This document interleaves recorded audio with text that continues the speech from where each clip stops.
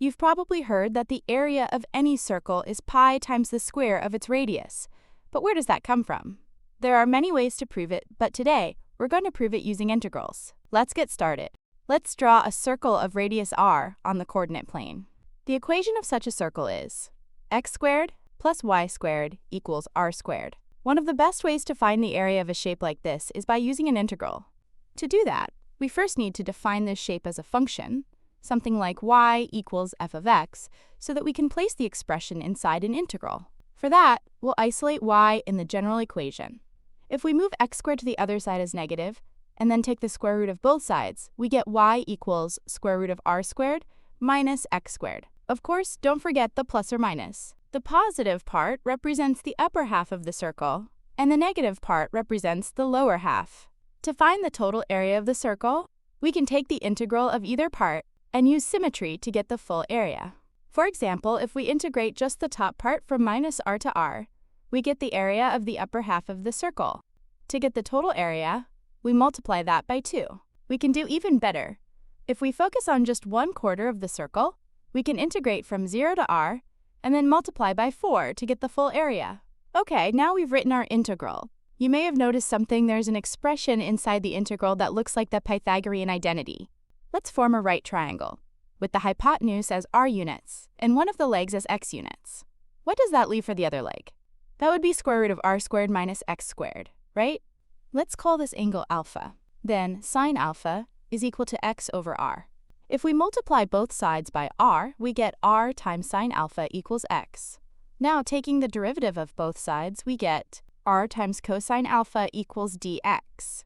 What about cosine alpha? That's equal to square root of r squared minus x squared divided by r. If we rearrange, we get r times cosine alpha equals square root of r squared minus x squared. Now look, we found everything we need to rewrite our integral. Let's replace the square root expression with r times cosine alpha and replace dx with r times cosine alpha as well. Alright, now let's clear the screen a bit to determine the limits of integration. To find the limits, we use the equation r times sine alpha equals x. If x equals 0, then either r must be 0 or sine alpha must be 0. R can't be 0 because a circle can't have 0 radius. So sine alpha must be 0, meaning the lower limit is 0. For the upper limit, we want r times sine alpha to be equal to r, which means sine alpha equals 1. So alpha, the upper limit, is pi over 2.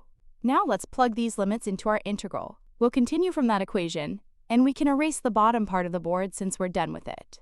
If we simplify the integral a bit, the inside becomes r squared times cosine squared alpha. Since r squared is a constant, we can take it out of the integral. Now we also need to rewrite cosine squared alpha.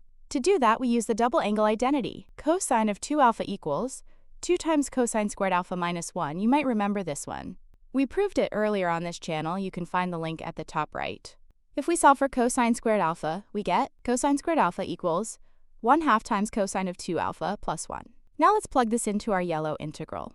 1/2 is a constant, so it comes out of the integral. The cosine of 2 alpha integrates to 1/2 sine of 2 alpha, and the 1 integrates to alpha. Our limits are from 0 to pi over 2. Now if we substitute alpha equals 0, the entire expression becomes 0. If we substitute alpha equals pi over 2, then sine of 2 alpha becomes 0, and we're left with just alpha, which is pi over 2.